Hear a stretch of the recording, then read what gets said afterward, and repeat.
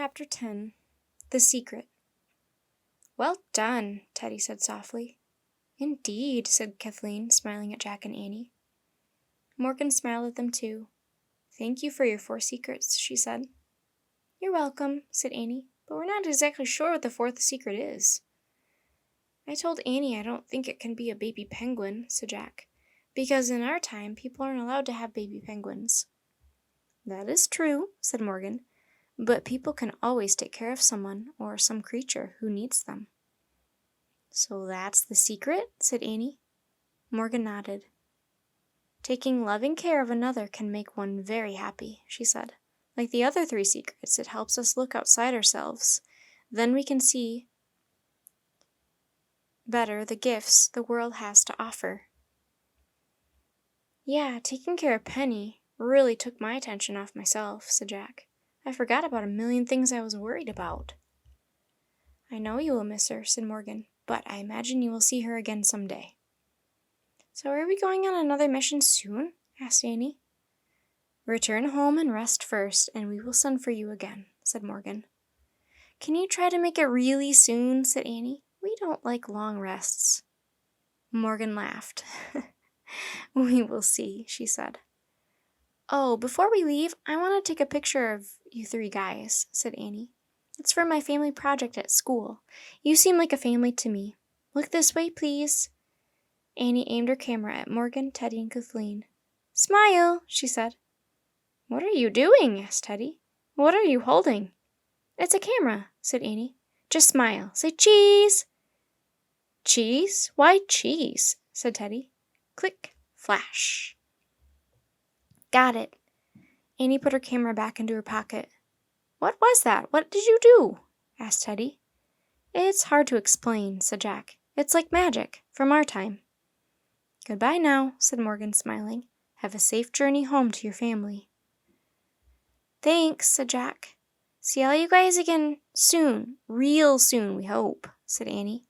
"We hope so too," said Teddy. "Goodbye," said Kathleen. Jack and Annie left the garden cottage and hurried back to the treehouse. They climbed up the rope ladder. Jack grabbed the Pennsylvania book and opened it to a picture of the Frog Creek woods. "Wait, I see Merlin and Penny. Look!"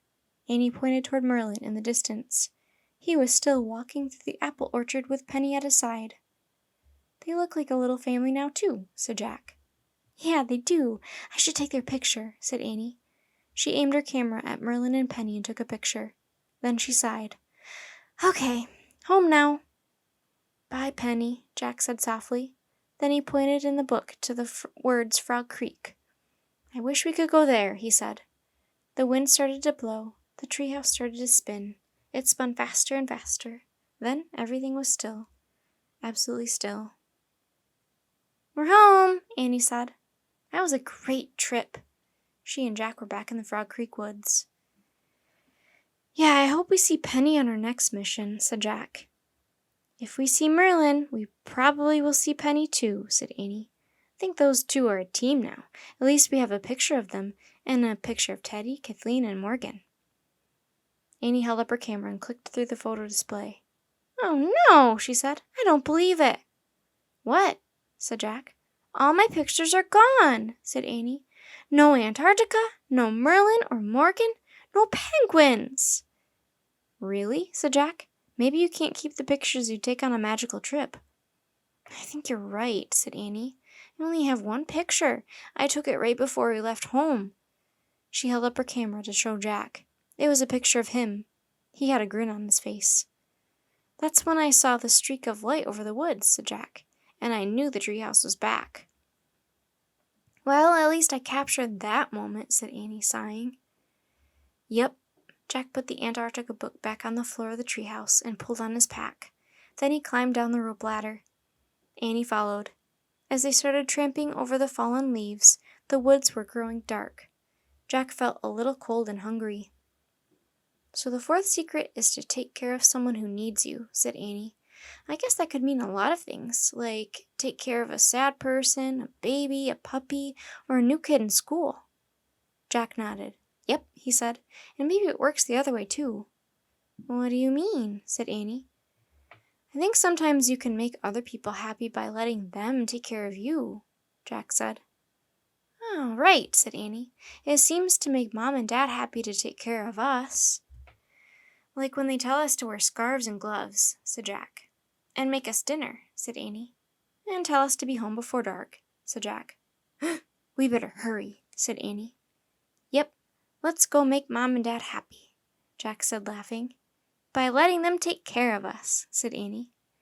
The wind shook the tree limbs, and leaves fluttered to the ground.